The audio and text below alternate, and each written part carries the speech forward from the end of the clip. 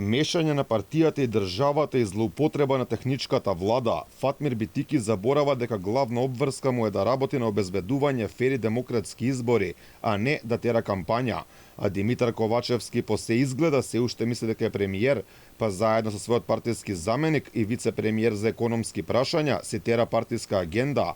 А во која улога Битики посети приватна компанија во друштво на својот партиски лидер, не е ниту самиот Ковачевски. Според него бил како вице-премиер, но Битики го демантираше, велејќи дека дошол во улога на партиски потпредседател.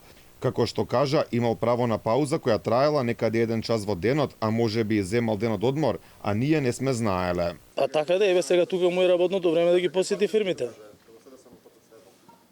Не. Тоа е тука како одговорам. Ќе ви одговори сега, не можеме да ви одговорам. Значи, кога е работното време, има време за пауза и време за одмор. Така да денеска не знаете дали користам ден на одмор или користам време на пауза. Паузата вообичаено е саат време во денот.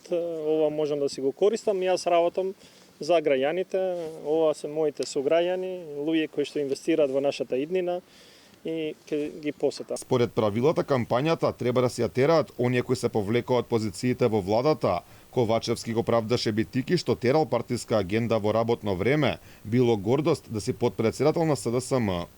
Опа. Видите, господинот Битичи е и подпредседател на влада и подпредседател на СДСМ, така да тоа е навистина успех за еден човек.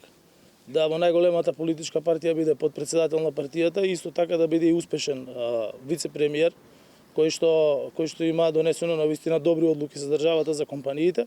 Битики не е изолиран случај и неговиот актуелен шеф Талат Џафери си тера партиска кампања со својата позиција. Во првите 10 дена наместо да работи на обезбедување услови за фери демократски избори, неговата главна мисија е презентирање на голема партиска и победа на лидерот на ДУИ Али Ахмети, со тоа што тој станал технички премиер.